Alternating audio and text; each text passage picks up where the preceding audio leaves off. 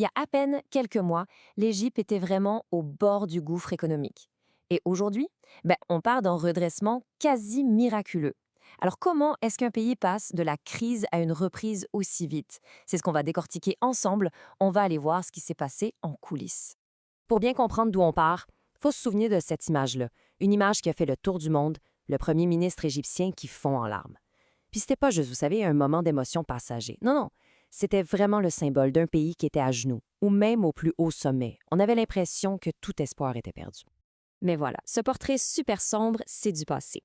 Aujourd'hui, on assiste à un virage à 180 degrés. Le discours de crise a complètement été remplacé par une histoire de reprise, une reprise que personne n'attendait vraiment. Bon, le tournant économique, un afflux de devises étrangères. Alors, c'est quoi l'étincelle qui a tout allumé? Le premier gros moteur de ce revirement, ça a été une vraie bouffée d'air frais financièrement parlant, une entrée de devises étrangères tellement massive que ça a carrément changé la donne pour toute l'économie du pays. Plus de 50 milliards de dollars. Pour la toute première fois de son histoire, l'Égypte a dépassé ce chiffre-là, ce cap symbolique, dans ses réserves de change. C'est un record absolu, là. On n'avait jamais vu ça avant. OK, regardons ça de plus près. Faut comprendre que ces réserves, c'est pas juste des dollars américains, c'est un mix de différentes devises et aussi d'or. Et ce qui est super intéressant, c'est que le prix de l'or a beaucoup monté dernièrement. Et ça a vraiment aidé à faire grimper la valeur totale des réserves. Il y a un autre signe qui ne ment pas, la confiance des Égyptiens qui travaillent à l'étranger. L'argent qu'ils renvoient au pays a littéralement explosé. On parle d'une augmentation massive, puis c'est pas juste un chiffre économique. C'est plus que ça, c'est un vrai vote de confiance envers l'avenir du pays. Les piliers de la reprise, des secteurs en plein essor. Bon, cet argent qui rentre, c'est bien beau, mais ça repose sur quoi, concrètement? C'est pas juste des chiffres dans des comptes de banque. C'est soutenu par des performances super solides dans des secteurs bien réels de l'économie. 18 millions? Prenons le tourisme, par exemple. L'Égypte avait un objectif de 18 millions de visiteurs pour 2025. C'était déjà ambitieux. Eh bien, il se pourrait bien qu'ils atteignent cet objectif dès cette année, plusieurs années d'avance. C'est tout un retour en force pour ce secteur qui est tellement important là-bas.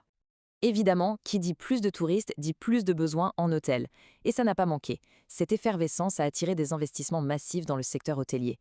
On voit des grands groupes internationaux comme Steigenberger qui mettent le paquet. Et avec l'ouverture imminente du Grand Musée égyptien, ça agit comme un véritable aimant pour toutes les grandes marques mondiales. C'est absolument clé pour la croissance à venir. Mais attention, il n'y a pas juste le tourisme. L'industrie aussi est en pleine ébullition.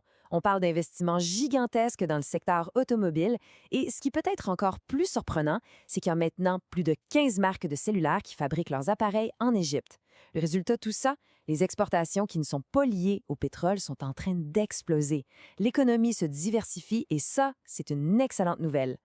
Entente et découverte stratégiques, des gains qui changent la donne.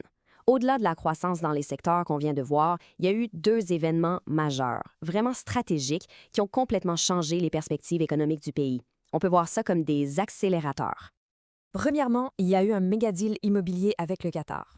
L'investissement total est juste énorme, mais c'est l'effet immédiat qui est le plus fou. Juste le premier paiement, ça suffit pour que les marchés financiers se disent OK, l'Égypte est capable de pouiller ses dettes. Et hop, le coût pour emprunter de l'argent a baissé d'un coup. Un vrai coup de maître. Ensuite, un véritable coup de théâtre dans le monde de l'énergie. Il faut savoir que l'Égypte risquait de perdre un approvisionnement en gaz super important qui venait d'Israël. Et là, pile au moment où ça devenait critique, annonce surprise, une compagnie 100% égyptienne découvre un immense gisement de gaz sur son propre territoire. Le timing, c'est presque un miracle. 1 milliard de dollars. L'impact de cette découverte est juste gigantesque. Comme le gisement appartient entièrement à l'Égypte, on calcule que ça va permettre au pays d'économiser 1 milliard de dollars tous les 6 mois. C'est une somme colossale et surtout, ça donne au pays une bien plus grande autonomie énergétique. La politique derrière les chiffres, stratégie et stabilité. Bon, jusqu'à maintenant, on a vu le quoi, qu'est-ce qui s'est passé. Mais c'est crucial de comprendre le pourquoi. Parce que tout ça, ce n'est pas arrivé par hasard. Derrière, il y a des stratégies politiques et monétaires très claires. Selon l'analyse, un des secrets de ce succès, c'est un jeu d'équilibriste sur la scène internationale. En gros, en évitant de prendre parti dans les grands conflits, que ce soit en Ukraine, à Gaza ou ailleurs, l'Égypte réussit à se présenter comme un partenaire d'affaires fiable pour tout le monde. Ça lui permet de faire des deals autant avec la Russie et la Chine qu'avec l'Europe et les pays du Golfe. OK, mais là, il y a une question qui se pose, une question logique. Avec tout cet argent qui rentre, des milliards et des milliards, pourquoi est-ce que le prix du dollar américain ne baisse pas? Normalement, on s'attendrait à ce que la monnaie locale, la livre égyptienne, devienne plus forte et que le dollar, lui, perde de la valeur. Mais c'est pas ça qui arrive? Alors pourquoi? La réponse, c'est une stratégie de la Banque centrale qui est, disons, audacieuse et un peu contre-intuitive.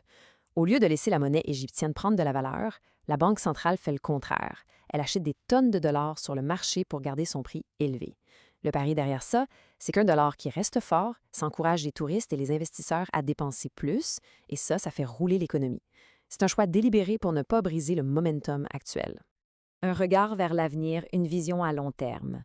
Pour finir, c'est important de prendre un peu de recul. Parce que tout ce dont on vient de parler, c'est pas juste des chiffres et des graphiques. C'est la partie visible d'un projet de société qui se pense sur le long terme. Le point central de l'analyse, c'est que ce redressement, il a un coût, et ce coût, c'est la population d'aujourd'hui qui le paie. L'idée, c'est que les réformes actuelles sont vues comme un sacrifice nécessaire. En quelque sorte, la génération d'aujourd'hui est en train de construire les fondations pour que les générations futures, elles, puissent bâtir un pays plus prospère. Et cette idée-là, elle est parfaitement résumée dans cette phrase Nous construisons un pays pour les générations futures. C'est une vision qui demande de serrer la ceinture aujourd'hui avec l'espoir que l'Égypte de demain soit bien meilleure. Mais la grande question demeure, est-ce que cet équilibre entre les sacrifices d'aujourd'hui et les promesses de demain va tenir le coup? Ça, seul l'avenir nous le dira.